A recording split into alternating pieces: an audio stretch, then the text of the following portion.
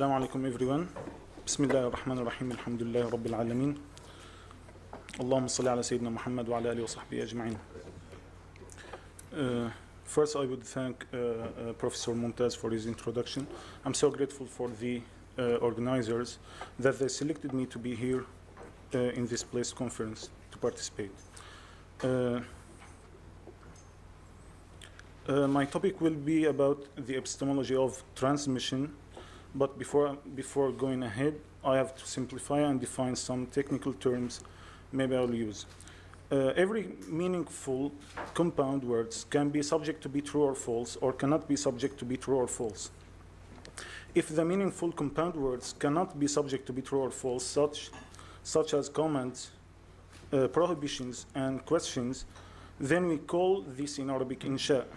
If the meaningful compound words can be subject to be true or false, such as I'm in Kuala Lumpur, or it's snowing outside, then we call this in Arabic khabar.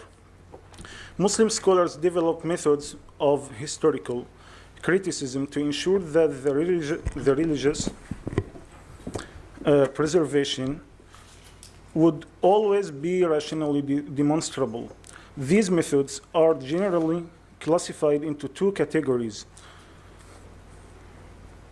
Methods are related to mass-transmitted reports, and methods that are related to non-mass-transmitted reports. Akhbar al-Ahad. Let's talk in short about Khabar al-Ahad. Khabar al-Ahad is a report transmitted by one or a small group of narrators. Khabar al-Ahad gives either knowledge or non-knowledge. It gives probability if the narrator doesn't habitually lie. But why does it give probability, not knowledge? Because the narrator could be lying, misremembering, or misunderstanding, as one is fallible, and there is a natural possibility to err. Khabar al-Ahad gives knowledge if the khabar is with strong supporting evidences. Al-khabar al-mahfuf bil-qara'in. Western philosophers and epistemologists lately concerned that the transmission of information through testimony, and they have realized its importance as humans learn a huge amount of information that happened outside their personal experience. Testimony is a term used to refer to the information people gain from others by reporting. In Western philosophy, there are two views in the epistemology of testimony: reductionism and anti-reductionism. Reductionism, which states that testimony warrant can be reduced to other warrants. Anti-reductionism, which states that testimony warrant cannot be reduced to other warrants. Now let's talk about the categories of statements with respect to certainty.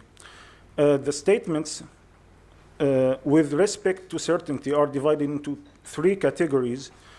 Statements which we are not certain that it's true, or and not certain that it's false. This kind of reports is represented by non-mass transmitted reports. The second category is statements which we are certain that it's false. This statement which if it's true, it should be reported by so many people, but it's narrated by one or two. Such as if someone said, in 1998, an earthquake placed in USA caused killing the third of the US citizens, but no one narrated it except him or her, for example. Therefore, we are certain that this report is false. Because if it's true, it should be narrated by so many people. The third category is statements we are certain that it's true. The statements that are true evidently or inferentially, statements from God, statements from prophets, statements from consensus, statements with strong supporting evidence, and mass transmitted reports. Now we are going to talk about mass transmission. Mass transmission linguistically is from the triliteral root wa ta ra. which means to come one after another with a period between each other. Technically, it's a report which is narrated by a so large number of narrators, and it's conventionally or naturally impossible for them all to agree to lie, and the narration should be about something tangible perceived by five senses, not by reasoning. We said narrated by a large number of narrators to exclude non-mass transmitted reports. And we said it's conventionally or naturally impossible for them all to agree to lie, to exclude the rational possibility to agree to lie. And we said that, and the narration is about something, should be about something tangible, because if it's not so, the narrators may be wrong in their reasoning. Mass transmission gives knowledge. We argue that we have no doubts that there are so many places exist without having been there. And we have no doubts that there are a lot of reports about past people, like kings or famous people, that they existed, but we have never seen them. We have no doubts that there is a place called Mecca without ever being there. And we have no doubts that there was a person called Hitler, and he was a German politician.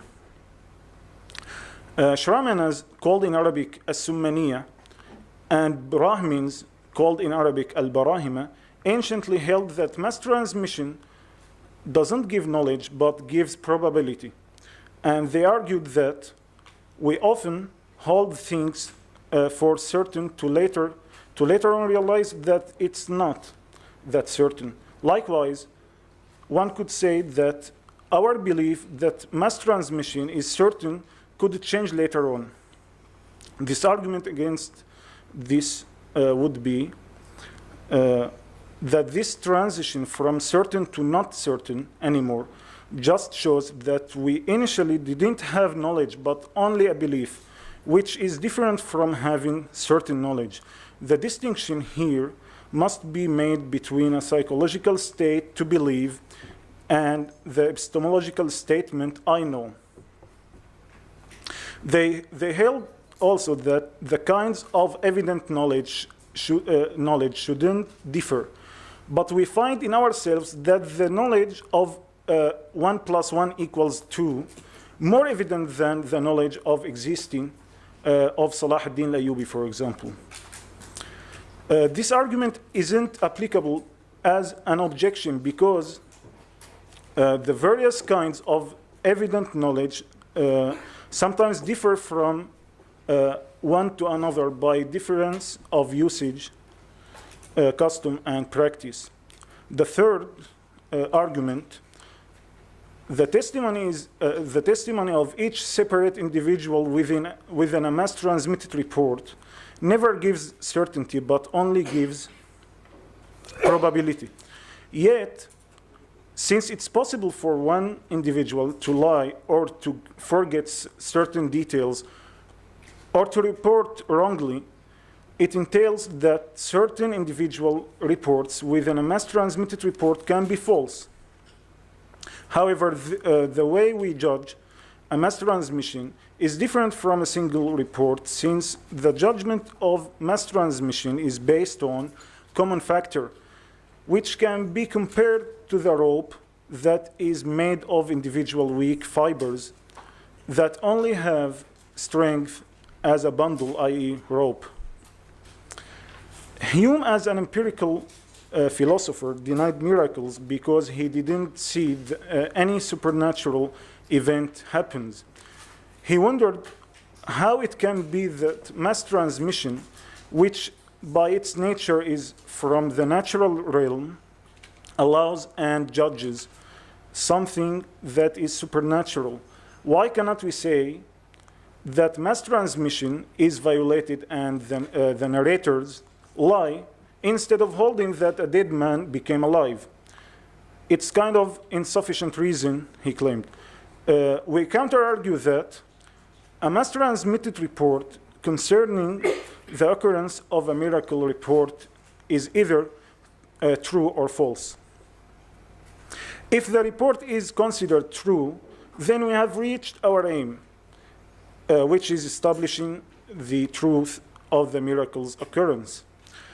If the mass transmitted report is based upon falsehood, then it would be a violation of the natural law. And since we abide by the premises of divine creation, Allahu khaliqu kulli shay, we can argue that even such violation of the natural law is by Allah. Since the report implies that the Prophet challenged people to prove that he's sent by Allah, and this report is transmitted to us, then it's a miracle. Therefore, whether we hold that the violation of the nature occurred or the violation of tawatur occurred, it would be a miracle. The importance of mass transmitted reports lies in two things.